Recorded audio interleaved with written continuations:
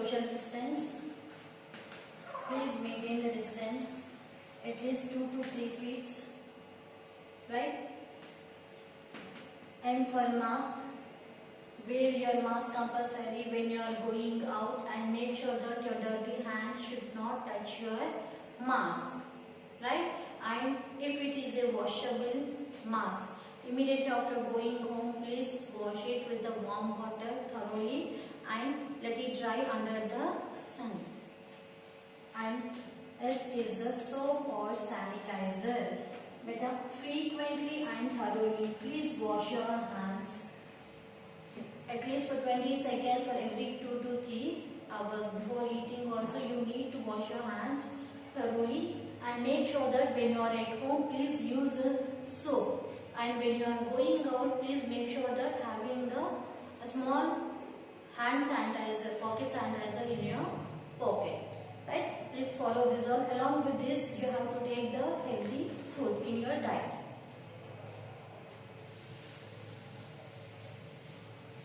Now, moving to the class. Now, I hope you all are ready with your textbook, pencil and eraser. Wherever the hard word you find, please underline, which will be very helpful to write your notes. Now, in the previous class, we have discussed about the crops and vegetables. What are the important crops? Mostly in the two important seasons, the farmers grows the crops. The monsoon crop is known as salva, where the farmer grows the paddy,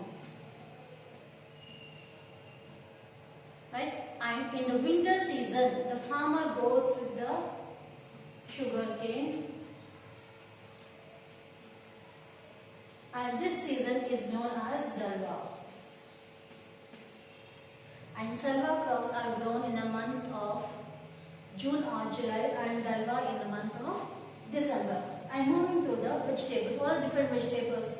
Throughout the whole year, there are no sufficient amount of water. Only in the one particular season, that is the monsoon season. In that monsoon season only, the farmer will go with the paddy.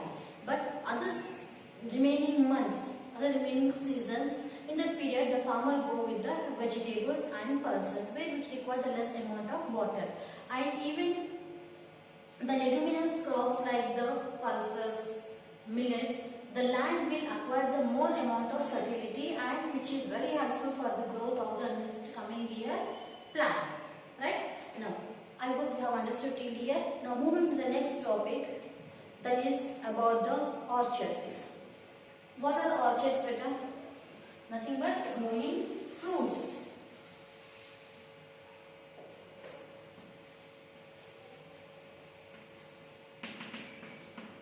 Orchards. Now, on the bank of the river Krishna and upland areas of Panamakuru, we can see several fruit-bearing trees and orchards like guava, sapota and papaya. Right? Here everyone are very interested to eat the more and different types of fruits in their diet. Right? Now, with the help of these all fruits also, we can able to increase our immunity. In the same way, even in the uplands where we have the very good supply of water, in that area, the farmers are going with the fruits also, not only with the vegetables but also with the fruits. The farmers have told us that the soil near the river contains more sand. Due to the continuous flow of the water, on both the sides we can see the good amount of sand.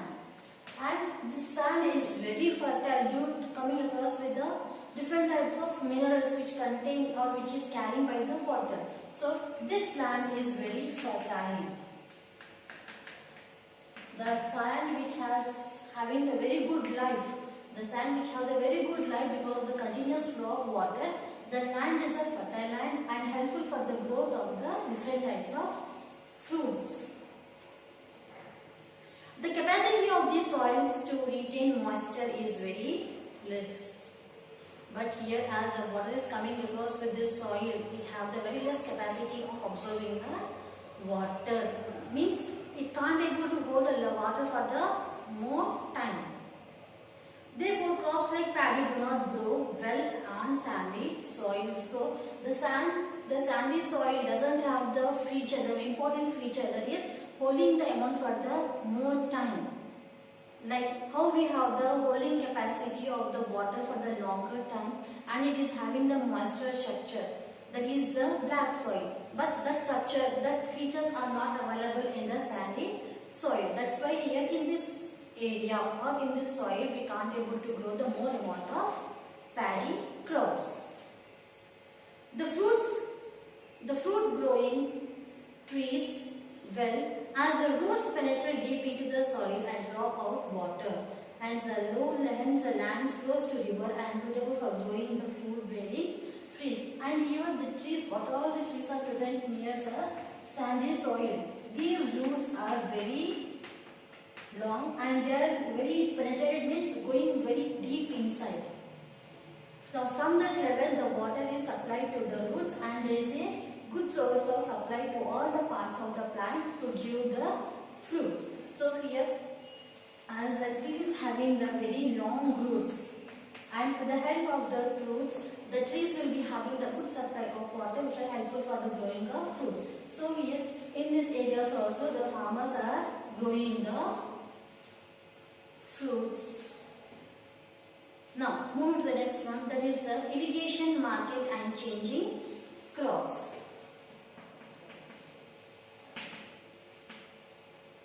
What is irrigation? Supply of water to the plants. Market. Now when we are growing the food crops, when we are growing the fruits and vegetables, at a time we can't able to consume those all things for ourselves. So here what the people are doing, they are selling those all things in the nearby market. So example, how we have a Raitu Bazaar here in our Raghavendra Nagar. In the same way here also, the Penamkuru people, they will sell all their products in the Viduru Raitu Bazaar.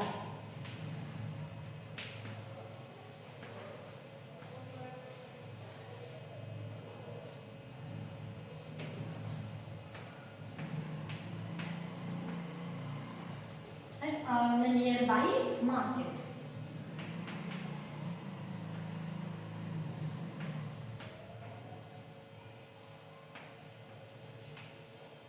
The nearby market. Now, what is the changing crops? Now, here the monsoon season, especially in the rainy season, the farmer is growing the paddy, and in the winter season, sugarcane. But the summer season, where we doesn't have the good amount of rain, or we don't have the proper supply of the water, as the water will be get evaporated due to the bright sun. So in such conditions, the farmers are growing with the vegetables or orchards, right? And the vegetables, pulses, this doesn't require the more amount of water, and especially the orchards will grow very near to the water bodies, right? Now, I hope you have understood this. Now, we have seen that there is a shift from growing food crops like millets, paddy and pulses to cash crops like sugarcane, vegetables, fruits and turmeric. This is made possible by the growth of irrigation, as these crops need a lot of water. The availability of the loans to purchase other inputs like seeds and fertilizers is another contributing factor. Not only the natural resources are helping the farmers, but also the other sources, other factors are also helping. Now whenever the farmer requires amount or to sow the seeds or to get different types of fertilizers or the chemicals, he will approach the bank to get the loan. With the help of that loan is nothing but getting the money from the bank. Again, we have to repay the amount along with the interest to the bank. So with the help of that loan, the farmer is getting the amount and he will purchase all the required things, that all we call as the inputs. That inputs are useful for growing the different types of crops. Now moving to the next one. Now in the box we are having one question beta. What are the reasons for this change? Why the farmer is changing the one crop to another crop? Because few crops are there which require the more amount of water. They all are grown in the monsoon, especially in the rainy season. And the few crops doesn't require the amount. Those all are grown in the summer season, and which require the very less amount of water. They all are grown in the winter season. Here these changes will happen mostly in the farmers' life. When you visit your villages. If you ask these questions to the farmer also, he can able to give very easily. He can answer you. He can reply you very easily that depending upon the seasons, we are changing from the one crop to another crop. Instead of growing the one crop, the farmer is going to do the different types of crops. Now move on to the next one, that is land ownership or tenancy. Land ownership. Who is the owner? The person who purchased one particular thing, who paid the amount for that. Suppose this is one choppice. I have paid 1 rupee for this choppice. So I am the owner of this choppice. Right? And what is the meaning of tenancy? Now suppose whenever there is a function at home, you will get the very big, huge vessels, chairs, tables, those tents, those all will get from the tent shop. Right? For that person, we are paying the amount for the 1 day or 2 days for that. Now, we can we purchase those all things? No. On lease, we are taking, that means on rent. So, we can't purchase it, and whenever we require, we will get those things from the tent shop and will repay the amount for that all things. In the same way, here also we have land ownership and tenancy. Land ownership and tenancy. The people who are living in our home and paying the rent to us, that person we call as a tenant. And landowner means we. The people who are giving our house on lease to the other people, that person we call as a owner. There are about 750 families in Penamakuru. How many families we have in Penamakuru? 750 families. Now, 10 of them have 10 acres of land or above. Only out of 750 people, 10 families are very rich families. Approximately 150 families have land 5 acres of, means other 150 families having the means half acres of land, means not means median class. They either take land on lease from the landlords or work as laborers on their farms. The person who is having the 10 acres and 5 acres of land, they will work on their own lands. They will not work in the others' land. I hope you understood this. The person who is having the 10 acres of land, he is a rich farmer and he will allow the others also to work on their land. Here the 5 acres of land. Here these people will not get the laborers from the others, but the family members only will work within their land. Right? In the agriculture field, only family members will work, and here these people will allow the laborers to do the work, and here they will not allow. And the person and the remaining people are now 150. 150 are having the 5 acres of land, and 10 families are having the 10 acres of land. If you add this, we will get 160 families. 160 families will work on their own land, and they are the landowners of their own land.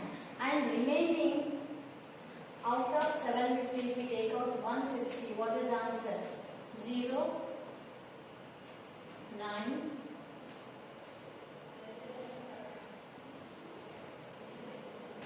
remaining 590 families are working as a laborers in the others' field. Right?